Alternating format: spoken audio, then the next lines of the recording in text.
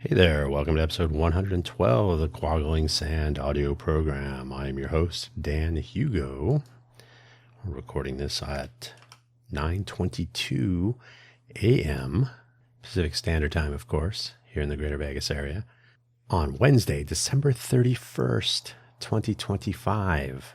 It is New Year's Eve, here in Vegas anyway.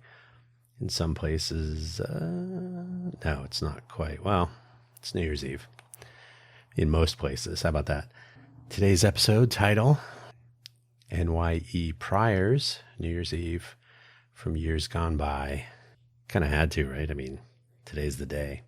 And this is a channel of stories and recollections. So if you're not familiar with the Quaggling Sand audio program, that is what it is. It's essentially audio essays by yours truly, me, Dan Hugo, on all manner of topics, memories, recollections, stories, tales.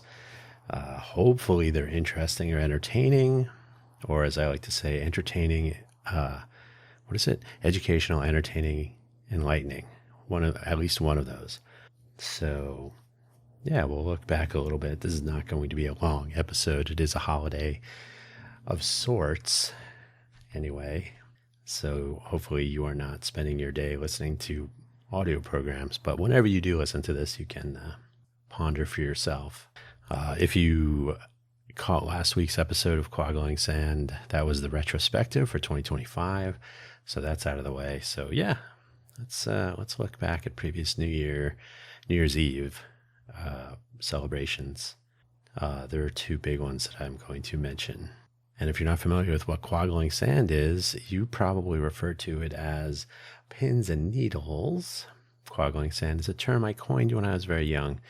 In this case, it is the sort of a description of a visualization of memories and recollections swirling around, and that the pins and needles like sensation that might cause. Hopefully, wherever you found this audio program, you're able to locate the episode description, which contains the show notes, including a brief summary, which I'll read to you. It is one sentence. The links for the show are the same as usual. I don't really have any links to share about this. If you're not familiar with what New Year's Eve, New Year's Day that's a different thing. So let's get started so we can get this year wrapped up. Summary of today's episode: another eve of the new year has arrived. I have been around for a few at this point. Here are a couple of interesting recollections. I guess I could have said reflections also. The links as usual, quagglingsand.com, QUOGGLINGSAND, just like it sounds, quagglingsand.com. The primary point of publication. It's where you will find when I finish. I want to have all episodes available at this primary point of publication, including I'm pondering my show notes. This will also be true of my other programs, FFS Talk, Cafe Genius Impresarios, and separate, because it is our nonprofit. It's not a personal thing, but the Let's Innovate for Vegas audio program. That one is already published in the website for the foundation. So that's like a different thing. But yeah, here we are. quagglingsand.com. I get almost no web traffic. So for the time being, it's not been a high on my to-do list to get this beautified, but it's moving up the list, I promise.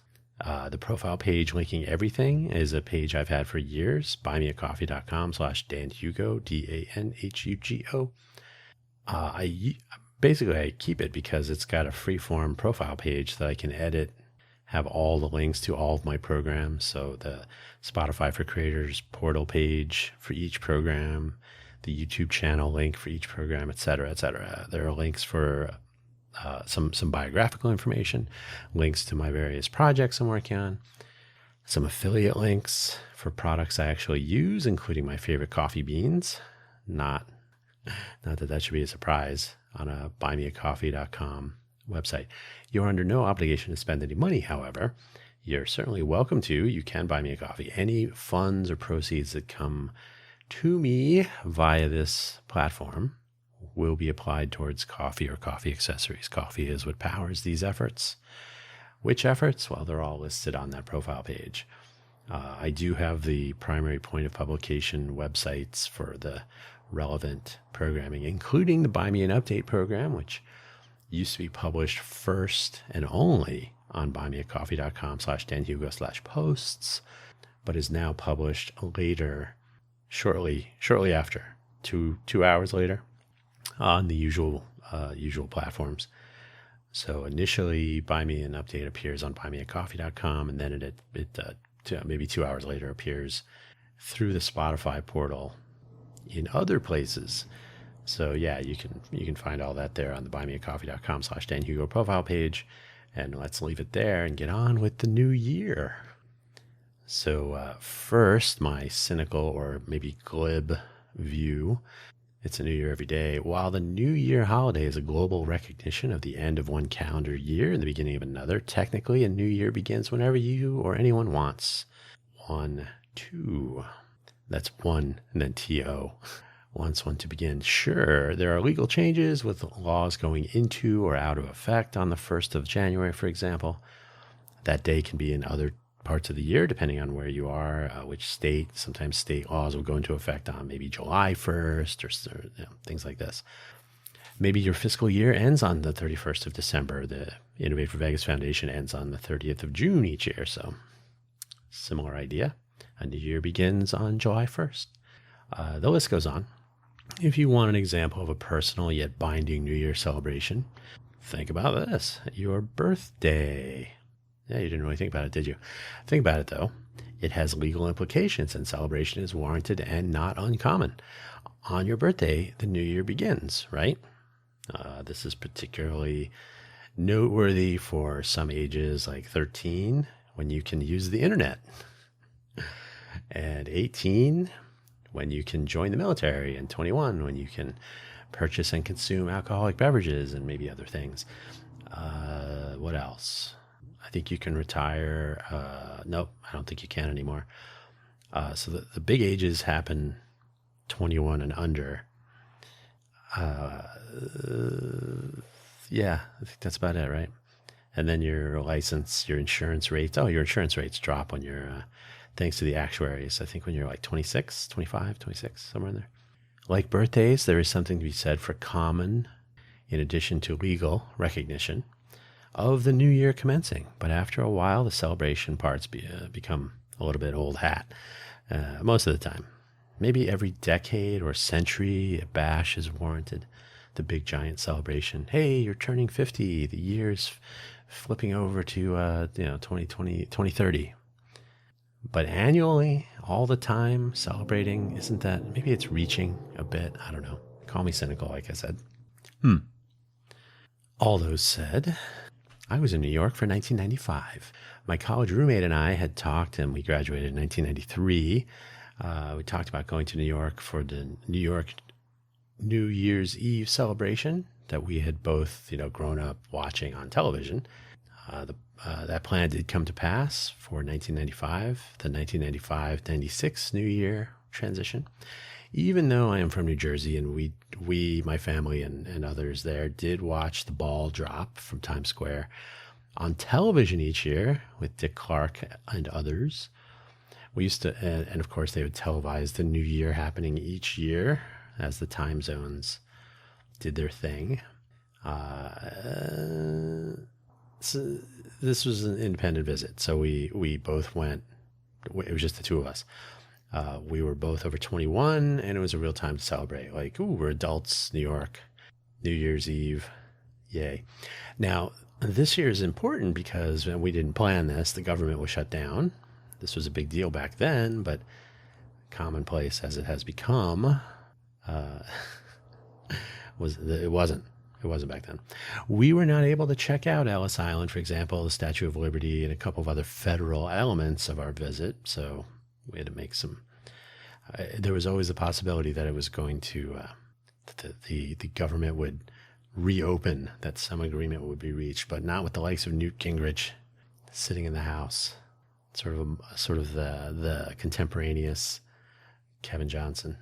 We were not able to check these out though, so we did hang out at the top of the World Trade Center. Instead, we were at Battery Park and said, well, I guess we can't go over there. I guess we will, let's just go to the World Trade Center. So we spent all day at the top. We got to go out on the roof a couple times. It was freezing cold. In 1995, this was after the then extremely worrying bombing attack, which took place in 1993 by Ramzi Youssef and others. This is important since security was elevated in general, though of course not enough, as we would learn for 2001. On the big night, December 31st, security was tight, and if I'm recalling this correctly, people were to enter Times Square and then not leave so easily.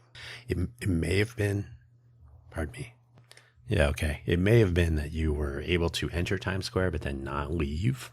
I think they had a police perimeter, fencing of some sort. They do that actually on downtown on Fremont when there's a concert. So similar notion. You can come in if you have a ticket, or you could come in and do the New Year in Times Square, but they didn't want people entering and exiting. They were just trying to keep some sort of control and oversight on the crowd. So yeah, security concerns, limited movement, limited freedom to check out the square and then outside. And this was important because you had to spend a lot of time in Times Square, and it was a little crowded, a little crazy. I myself did not remain in Times Square because of this, though celebrations were happening all over, as you might imagine. There's nothing particularly special about Times Square for New Year's, since it is a global celebration. It's one place with certainly a degree of notoriety, but being on this side of a fence or that side of a fence around Times Square, to me, close enough. So cross that one off the list. Done and done. The big one, though, the big giant thing, of course, was Thailand. I'm sorry, it was 2000. The year 2000 was upon us. Conan O'Brien, of course, would celebrate that every year when he had his show on NBC in the year 2000, which he continued to do that bit after 2000. So we were in Thailand, though, for the 1999-2000 switch. The big switch was something everyone on the planet was waiting for, of course. Was it the beginning of the 21st century? That was a subject of argument. 2000 or 2001, whatever.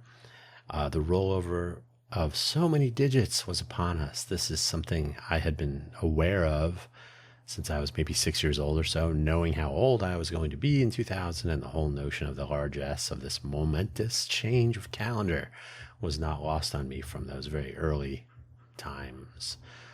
At the time, when we were in Thailand, the Amazing Thailand program was in effect. It was a national celebration coinciding with the king's birthday year. And you'll have to forgive me, the king has passed away since, but I want to say it was his 60th birthday, but it might have been, which is significant in the Buddhist tradition, celebrating phases of life and so on. He was either 60 or 66, and I'll leave that to you to look if you want. It was a fun time, though. Amazing Thailand. It lived up to the hype. Suffice to say, Thailand was making the most of the coming New Year celebrations for tourism and whatnot. So the whole thing worked out very nicely. Generally speaking, we had a great time for our entire visit over the weeks we were there. So we were there for, I want to say, about 2 weeks prior to New Year's Eve. I think it was about 2 weeks. We had been all over the country, so it was a good time. Good time. To be honest, while we were in Patong, and Patong, by the way, was one of the cities really hard hit by the tsunami, which would take place many years later. 2005? Was it 2005? No. Yeah, no, it was 2004. I think it was 2004. Should we look? Since we're here. Thailand, tsunami, 2004. Right. So Patong was actually significantly damaged, so we got to enjoy it for 2000. It's on the west coast. It was a lovely, lovely place. Hopefully it was rebuilt and put back to its former glory. But we had been traveling the whole time, all over the place. We were kind of tired, to be honest. So there was a lot of traveling that had been done to enjoy the amazing Thailand for that whole time we were there. Our actual New Year's Eve was pretty calm. And as the calendar flipped, we were planning the rest of our stay in the country. So it's not like we went out and went nuts. We were just having a nice visit to the country the entire time. So it wasn't such a huge deal. But hey, it's always fun to be somewhere else for some occasions. It's a memory point, somewhere I have photos and all that. As you may be gathering, I was not overly concerned with making some big splash, though, at the stroke of midnight. Our entire trip was fun, not concerned so much about one moment among many, many moments on that particular timeline. So, yeah, I'm going to say it was probably generally a better deal to focus on the overall trip and enjoying it rather than saying, okay, we're going to be there for New Year's. Let's build our entire adventure around a single moment on a clock. So we really didn't do that. Now, those are the two big ones for New Year's Eve. Mostly, I've had a fairly normal New Year's Eve transition. Non-New Year celebrations of note, though, kind of in this similar mindset. I did get to spend St. Patty's Day, not St. Patty with T's, that's Patty with D's, as in St. Patrick. If you're going to do Patrick and it's Patrick, it's Patty, Patty, Patrick, two different things. Some people call those named Patrick, Patty, but that's a different thing. So St. Patty's Day in Dublin. I was actually in Dublin while I was working for Intel. I went to Dublin many times when I was traveling the world for Intel.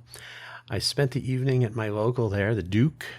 The Duke is a fine place. You should check it out. And found the evening quite pleasant. Not so crazy as this night, St. Patty's Day, is in Vegas, for example. Americans like to make the most of other people's holidays in addition to our own. So in Vegas, every day is really an excuse for that. So kind of keeping with my theme, it's not particularly special. It's just more. So Patty's Day in Vegas, everybody goes a little nuts. They can do what they want to do. But yeah, Patty's Day in Dublin kind of had the feel of just another evening. I mean, people knew what the day was. It's probably more for tourists. So no one was particularly, they weren't down on it. They weren't negative, but they weren't thinking, oh, tonight's the night we actually go drinking. Like, oh, okay, well, we're already in the pub, so why not? So yeah, not as huge a deal there as we make of it here, which is fine. I spent Thanksgiving in Turin, Italy one year. I think it was 2014. No, 2015, I think it was. So I spent Thanksgiving, actually it was a 2-week trip with Thanksgiving kind of in the middle, in Turin, Italy, largely as a strategic move on my part to get time with the Arduino team.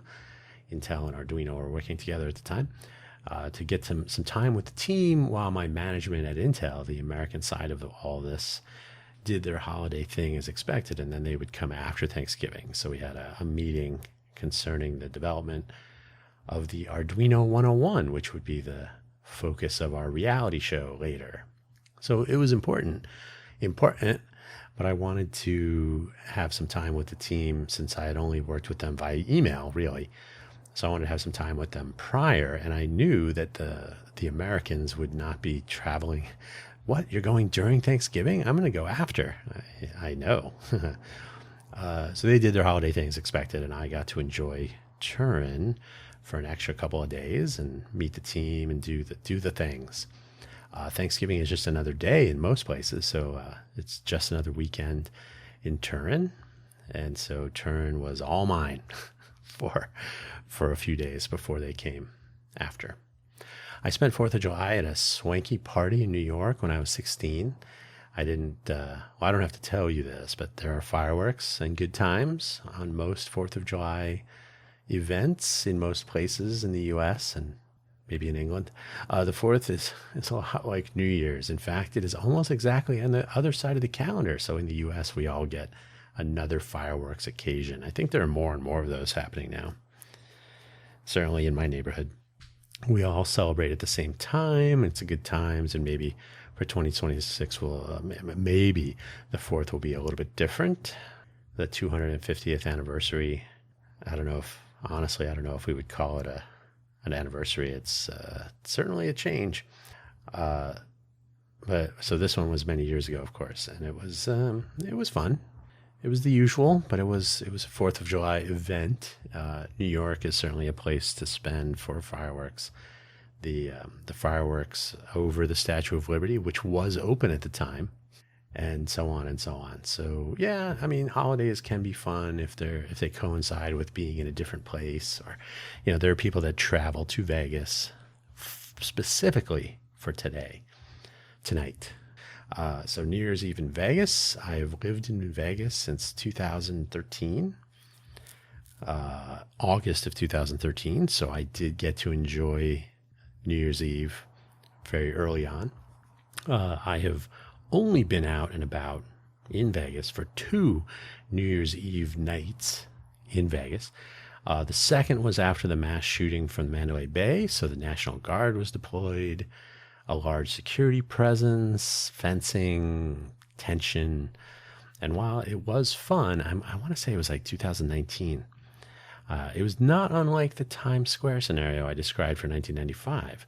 The first, by the way, in Vegas was spent downtown. I had just moved to Vegas, as I mentioned, and downtown was a ghost town.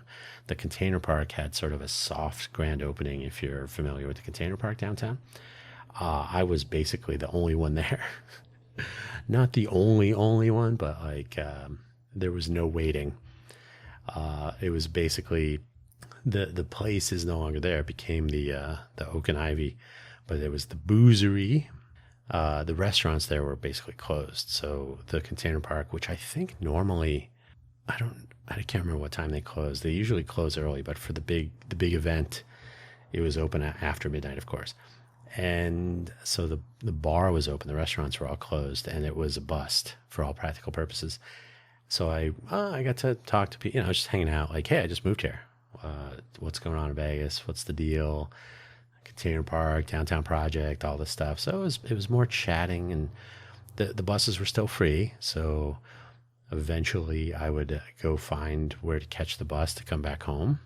I lived very near where I live now, so not unlike tonight, for example. Now, and I did end my final before catching the bus was at Nacho Daddy's. I was the only one in the restaurant. It was open late, of course. It was I think it was actually after midnight, and the bartender was there, ready for massive celebrations. And here I am, the only one in the place. So she said, "Hey, do you want to try some of this expensive tequila?" And I said, "Yeah, sure." So we had 1 or 2 shots of tequila, brought in the new year. Hey, Happy New Year. Yeah, hopefully things go better than tonight. And I headed home, so it wasn't really such a big deal. There were no National Guard troops or anything like that. But it was, that's it. So my 2 New Year's Eve visits to Vegas proper. I live in the city of Las Vegas, but, we're both downtown. I did not venture onto the Strip, and downtown's fine. And it was what it was. Not unlike New York. In fact, maybe more so. Las Vegas is a place of constant celebration of one form or another. Certainly we have the places in place for that. Times Square is still there on either side of the new year. While the crowds are bigger and more concentrated and the fireworks shows are several, same with the 4th of July in Vegas, which it's going to be interesting to watch this from above. If you have, well, now with drones, it's totally easy. You'll see fireworks being shot and detonating around the greater Vegas, the metropolitan area. So it's kind of interesting to watch. What is interesting also, and I don't remember if it's the 4th of July or the New Year's, but occasionally there have been lightning storms at the same time as fireworks, probably in July, because the monsoon season is coming. And so, but either way, that is definitely noteworthy. It's interesting to see. But those things said, the crowds are bigger and more concentrated, which can lead to trouble, can lead to, there's certainly going to be more security presence on the Strip this year. But Vegas is still Vegas. I mean, Vegas is still Vegas every day, all the time, with most of the stuff right where you would find it on any other day. So New Year's Eve, every day, before and after, still Vegas. They don't, although it seems like they don't construct special buildings resorts, whatever, for New Year's, and then they're not available all of a sudden. So pretty much New Year's Eve is more about the crowd. And if you're a big fan of crowds, then maybe this is the place. Vegas would certainly like you to come here. For 2025, the Vegas forecast shows a pretty large chance of rain. So maybe we'll get those lightning and firework shots. The crowd size is something of a controversy given the troubling and YouTuber-worthy decline in tourism for the whole year. That's been nonstop YouTuber content creation right there. Vegas is dead. Let me create 25 videos on that topic. The bus still runs for free from 6 p.m. to 9 a.m. January 1st. So that's nice, I guess. In a place like Vegas, why do they not have buses available like that more often? Great question. Aside from the fireworks and the number of people, it's the same Vegas. The same Vegas was available before and will be available after. So on either side of tonight, you got the same Vegas without issue. I could head down to the Strip on Wednesday, that's tonight, with fewer people and fewer potential problems. I'm sorry, not tonight, on next Wednesday. Or last Wednesday. On any Wednesday other than tonight, I could head down there. There'd be fewer people, fewer potential problems, but it'd be the same Las Vegas. Probably less rain. And that free bus opportunity for, by the way, it's free for 15 hours, which is nice. Hey, free bus, free stuff is always nice. But they do sell a 24-hour pass for $5. So it's really, you're saving less than $5. So I'm not trivializing that, but I am saying it's not the big win. And I will say what I noticed in 2013, when my first trip down there, caught the bus down. It was me and the bus driver. Caught the bus back home, 1 a.m. or whatever. Me and the bus driver. So I don't know, and it may be different now. Maybe more people do take advantage of it, but it was a nice gesture. It's good for the news, good for promoting the RTC for Southern Nevada, the Regional Transportation Commission. So good for them, but I don't know that people were taking advantage of it. And certainly now you can catch a Lyft or Uber. They'll pick you up and drop you off. So why wait around at a bus stop? And I will say in 2000, when was it? 19? Whatever the other time I was down there. Most of the police and the security presence that was there, they didn't even know where the bus stops were because they had to accommodate the extra fencing and the extra security and whatnot. So I think they moved the bus stop. The bus I would normally catch on any other day to return home. I said, "Do you know where the stop is?" Normally it's and they're like, "Oh, I don't know." Good planning. So there you go. Yeah, Vegas, New Year's. So Happy New Year wherever you are. I was weighing, like, should I go down there and just check it out? If it's going to be raining, like I said, I can go to the Strip next Wednesday. It'd be trivial to go there any Wednesday. So going tonight would just be a matter of seeing the chaos. But you want to know something sort of ironic? The YouTubers that are celebrating the demise of Vegas and creating content continuously will be there. And they will be creating content to show just how small the crowds are or how big they are, or whatever. So you almost get the sense that you are in Vegas thanks to the cutting edge technology that these people, they all got their 4K cameras and they're all capturing, with motion stabilized hardware and microphones, and they're talking to people and they're doing their thing. So do I have to go down there to see all this stuff? No. It will be available from many angles from the comfort of my own home, and I will be dry even if they are not. So I kind of enjoy being under the radar for holidays, like just not laying low, as they say. So the probability of my going to the Strip for New Year's, even with that free bus, saving that $5, there's no way, there is zero chance that I would go to any sort of a party or celebration. Those are, if you think Vegas fees and room rates and so on are elevated now, or are elevated otherwise, tonight would be, oh yes, let's have a toast for the new year. That will be $100 each. I mean, yes, I don't know if that's precise, but certainly the way to go is to, if you're going to do a New Year's party, is have a nice little party with friends or a gathering, have everybody fly in or something. But you can do that wherever. You don't have to be in Vegas. So I don't know. The business proposition is very tricky. Personally, my thing will be next week for CES, which commences on Monday, the 5th. I don't know. Actually, I haven't checked. I will probably go get my badge on the Sunday prior, ironically downtown. No, unironically downtown. I usually get it at the D, which is the closest, which is the closest of the badge pickup spots that are not at the convention center. So I normally would go downtown, go to the D, try to figure out where the badging room is. You go there, you show them your ID and your QR code or whatever they send you. You get your badge and you're good. Then I catch the bus to the convention. Actually, I'll catch the bus to the Venetian, where Eureka Park is, do the thing. The Venetian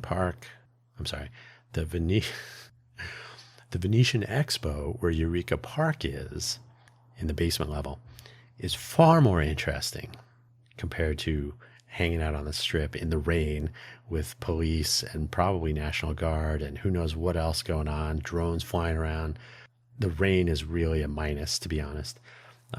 Who knows who's going to be there, what kind of trouble might ensue. Now, remember last year, it was shortly after the new year commenced, I think it was on January 1st, that the Cybertruck blew up in front of the Trump Hotel, Trump Resort, whatever they call it.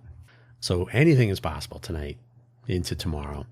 I just read an article that they're now, knowing what they know now, go figure, they're not going to be winding down as the new year commences. They're going to be on heightened alert into tomorrow, into the 1st, for some hours. So I guess I'll miss out on that too.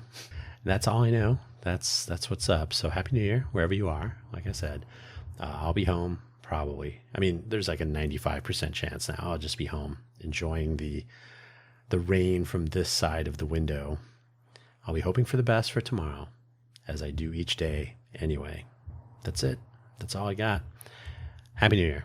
And we'll talk to you next week.